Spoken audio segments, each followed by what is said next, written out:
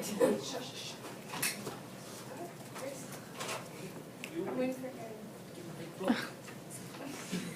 and welcome. We are here to take you on a trip through time. A trip not only concerning The Hobbit, but the people who loved and hated the book itself. Listen closely and keep your eyes open. Here we go.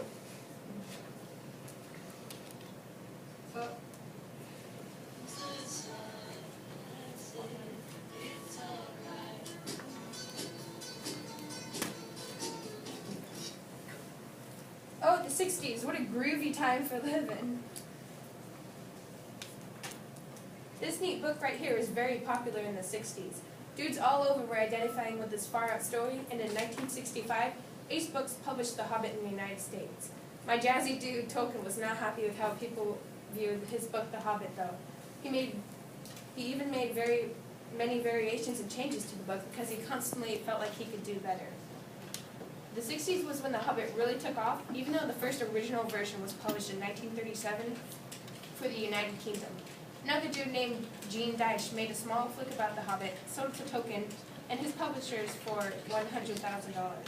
I'm going to show you some of the most relevant clips from the Snidely movie of his, even though the movie itself is roughly 12 minutes.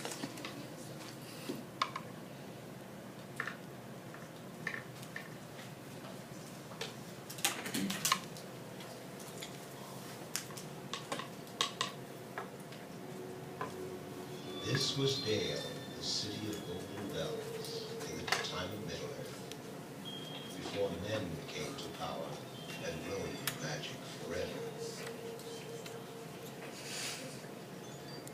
And this is the Arkenstone of old, white heart of the mountain, the central treasure of all the vast treasures of this golden realm. Suddenly, it was all destroyed by the monster lizard Slag the Terrible.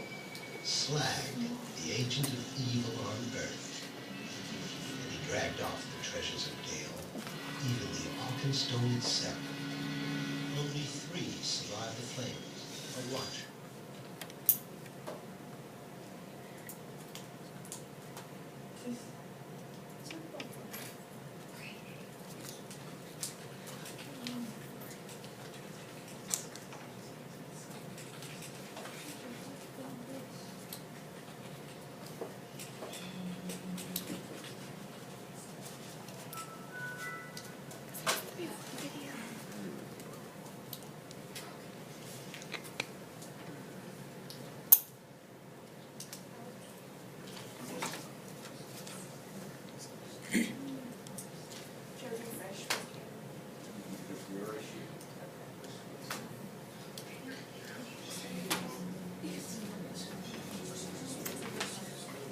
Grey still seeks the one ring of power. He had crept into the inky depths to hide it here, on this black isle where the Hobbit had now fallen, and he had cringed with his ring alone, in the dark so long, that he could speak only to his miserable self. But our little nasty has come to steal our ring, my precious. We must squeeze it till it dies. We first let it take our dearest ring. No. Bilbo did have the ring. Magically, the one ring of power had found its true bearer. It was Bilbo Baggins the Hobbit. He felt the ring's power, that it might help him against the dragon Slag. Bilbo made a mighty leap on his broad hobbit feet clear to the shore and darted up the nearest tunnel as fast as he could go. Curse him and crush him!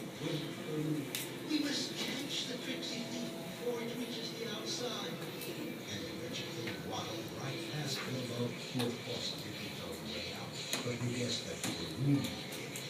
And the room led him through the hidden tunnel unknown to the evil grapplers and directly into the placid sunlight. So Bilbo was able to return his companions across the tops of the mountains.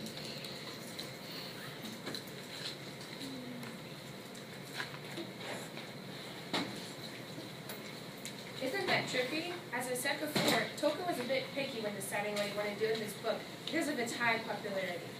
Tolkien had gotten a well-known children's book artist called Maurice Sendak to create multiple sketches of scenes from the book. yet Tolkien still turned them down.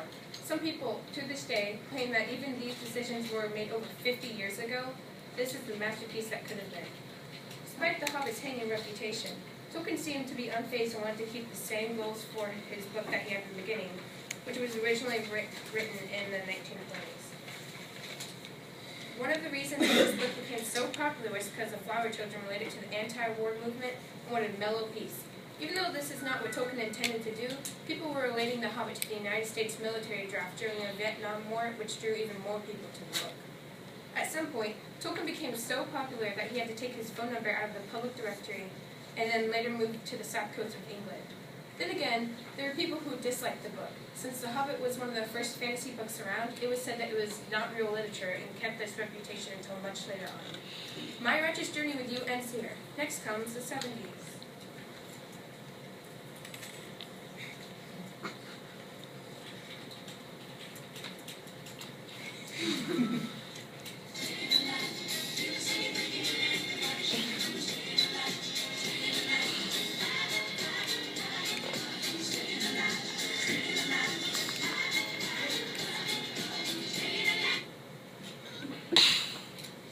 Field of Funk, welcome to the 70s.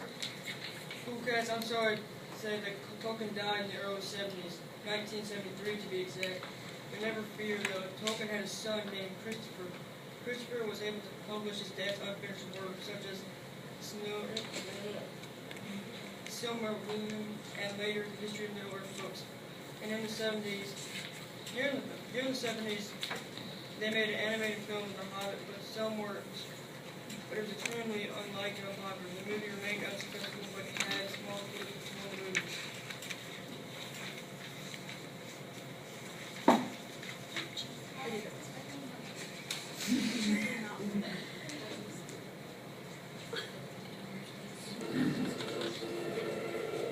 Who are you and where do you come from? I come from under the hill, and under the hill and over the hills my path is led, and through the air I am he that walks unseen. You make riddles? What is your name? I am the lucky number, the web cutter, the spider stinger. Lovely title. I am he that drowns his friends and draws them alive again from the water. I am the guest of eagles, the ring winner and luck wearer, the clue finder and the barrel rider. Barrel rider, eh? Then I have guessed your riddle. You are one of those miserable, tub-thumping linkmen. You and your town shall pay dearly for this intrusion. So the linkmen would steal my treasure. Wait, you don't know everything. Not gold alone brought me hither. Be done with your riddles. What else brought you, linkman? Revenge! Surely you must realize that your success has made you some bitter enemies.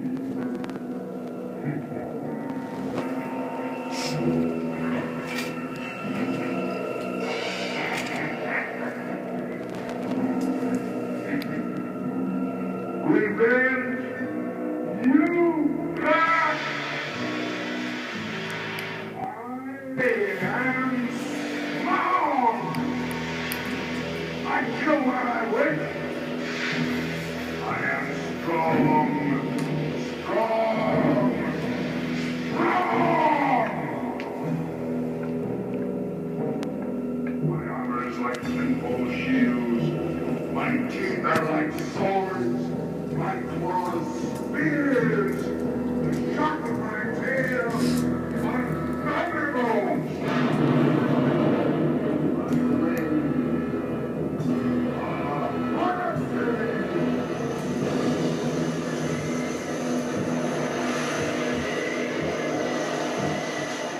And my breath.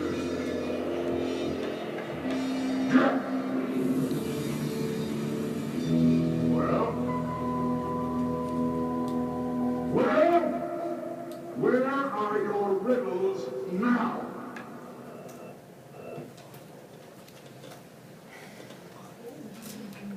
psychedelic.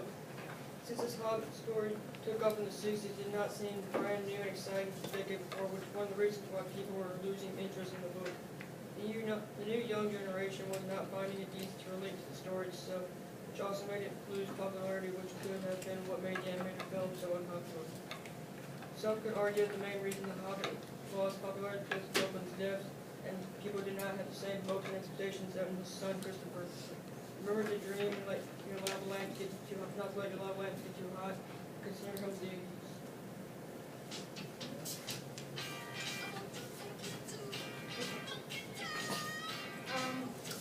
Radical! Welcome to the 80s, dudes and dudettes. As Brady had said before, The Hobbit was losing popularity, although a proper fandom was beginning to form. Tolkien was dead, but like his son, still continued to put out his old work and finish some of it for him. In the 60s, The Hobbit was not considered a piece of literature until about this time period. People were beginning to recognize how elaborate it was, tubular. The Hobbit had been around in the United States for almost roughly 20 years now, which expanded the amount of people that knew about the book. This eventually led to more reactions and projects about The Hobbit. At this point, there were many movies concerning The Hobbit and Tolkien's other writing, but people just did not seem as interested. One of the movies that came out at this time was called Willow. This movie did pretty good, but it did not earn as much the director hoped it would. The movie itself is based a lot on The Hobbit because early ideas for this was formed in the late 70s, but later on the plot changed dramatically before it came out. In the same way that the modern day book Twilight made vampires movies and novels the hit thing to watch and make, The Hobbit did this. Willow is one of those movies. The plot is totally off from The Hobbit though. It's about a queen dudette trying to take over her kingdom with black magic. What's her damage? Anyways, there's a special baby in her way that will eventually end her reign. Then Willow is chosen to protect the baby from the queen, but she was like, no, I totally can't do that. I'm only a little dwarf. Then Willow was so to the max that she totally pulled it off. The baby was safe again. It was totally tubular, yo. Both the plots of The Hobbit and the movie Willow have close similarities. Said similarities are such things as the main heroes, Bilbo and Willow, are dwarves. Another similar plot point is that neither of them were prepared for their adventure.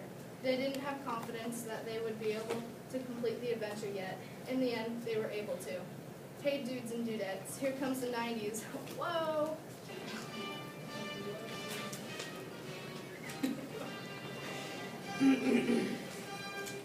What up, dog? No, I'm just kidding, human beings. Salutations. Okay, as Ali said, that an early fandom about The Hobbit started forming around the 80s, but a proper, full-on fandom was not formed until the 90s, which was when The Hobbit started to gain more popularity and more fans. For those who do not know, a fandom is a group of fans ranging from very small to extremely vast. These fans are people who all have the same thing in common, liking the same book, TV show, or celebrities, and comic book heroes. That's what I like. The Hobbit became even more popular worldwide, which makes Tolkien's feat even greater. For a book published with such a major time gap to still be popular at this point, rising to even more popularity. How dope is that? With brand new public communication technology at this point gradually becoming more and more popular, people in the Hobbit fandom were finding easier ways to connect with each other and talk about the book itself. Events were also being held so that people could meet each other face to face, which helped the fandom flourish. The 90s is sometimes looked upon as the nerd era, because it seemed very like a comic book or TV show or movie, and it had a cult of nerds following it around, like me. Some even refer to Tolkien as the godfather of the geeks. So awesome. Because of how The Hobbit was one of the first fantasy books published at the time. So at this point, The Hobbit was a book now world known, and if it's not enough, people were starting fan clubs and groups too. I leave you on this good note with the early 2000s and present day decade coming up next. Goodbye.